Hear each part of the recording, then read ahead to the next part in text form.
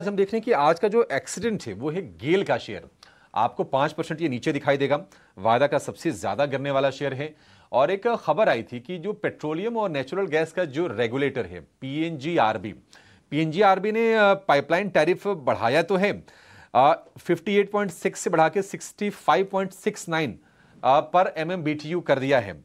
लेकिन दिक्कत की बात यह है कि जो गेल ने रिक्वेस्ट किया था वो किया था 78 रुपए पर MMBTU के लिए। अब उससे तो काफी ज्यादा कम है। 78 का रिक्वेस्ट है, 65 रिवाइज होके हुआ है। और ये ही आज की गिरावट की वजह है गेल के शेयर में 5% की गिरावट। गौरव जी कैसे देख रहे हैं? और गेल में जिनका मान लीजिए लंबी अवधि का निवेश है, कहां पर स्टॉप लॉस लगा के रहे हैं शेयर में? अभिषेक जी, गेल एक लंबी अवधि से एक रेंज में ट्रेड कर रहा था। अभी भी उसी रेंज में है even after this decline. Range है लगभग लगभग 170 रुपए, 168 रुपए ऑन द डाउन साइड, और हाई साइड की बात करें तो 188-90। तो आई थिंक अगर स्टॉप लॉस प्लेस करना है तो हमें 165 के करीब पे क्लोजिंग बेसिस का एक स्टॉप रखना चाहिए इसमें। अगर वो निकल जाएगा तो फिर फर्दर गिरावट इसके अंदर आएगी, जो 150 और फिर उसके लोअर लेवल्स के लिए भी ओपन अप हो जाएगा। तो आई थिंक फिलहाल 165 का एक स्टॉप लॉस के साथ अपनी पोजीशन को होल्ड रखना चाहिए। ठीक है, ये राय होगी गेल को लेकर।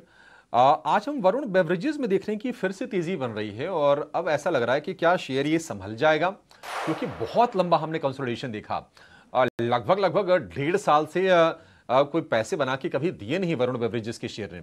अब ये बाइंग आ रही है। ये पेप्सिको की बॉटलर है। खबरें आई थी कि अफ्रीका में कार्लसबर्ग की मार्केटिंग करेगी तो अल्कोहलिक बेवरेजेस में जा रही है। लेकिन ये जाड़े सर्दियां शुरू हो गई हैं और कोल्ड ड्रिंक से जुड़ी कंपनी तेजी दिखा रही है। जरा बताइए कुणाल जी, व्यू क्या है आपका वरुण बेवरेजेस को लेकर? क्या ये जो बाइंग आ रही है लोअर लेवल से, ये सस्टेन कर पाएगी? अगर हाँ तो फ्रेश बाइंग करनी चाहिए क्या इसमें? तो मेरा मानना है कि आई थिंक अच्छा बेस बना चुका है। इस स्टॉक को मैंने लास्ट 2 से 3 महीने ट्रैक किया है और देखा है कि 520 के आसपास का जो एक टर्न आया था स्टॉक में, वो काफ़ी शार्प टर्न था। न्यूज़ फ्लोज भी काफ़ी नेगेटिव थे स्टॉक प्राइस में वो टाइम पीरियड में। और 520 से आसपास मेरा मानना है कि आई थिंक 420 440 के रेंज में इस स्टॉक ने अपना एक लो या सपोर्ट बनाया था। तो एक 20% का करेक्शन हो चुका है स्टॉक में। अब ये कम बैक कर रहा है। लास्ट मंथ भी आई थिंक इस स्टॉक ने एक दिन करीबन 8 से 10% का एक अप मूव दिखाया था, 500 के आसपास वापस आया था, फिर वहाँ से वापस स्लिप किया है वरुण बेवरेजेस ने। तो अगर हम लास्ट 2-3 महीने का चार्ट देखें तो काफ़ी वॉलेटाइल रहा है स्टॉक। बट मेरा मानना है कि आई थिंक करंट लेवल से रिस्क रिवॉर्ड थोड़ा फेवरेबल बन सकता है।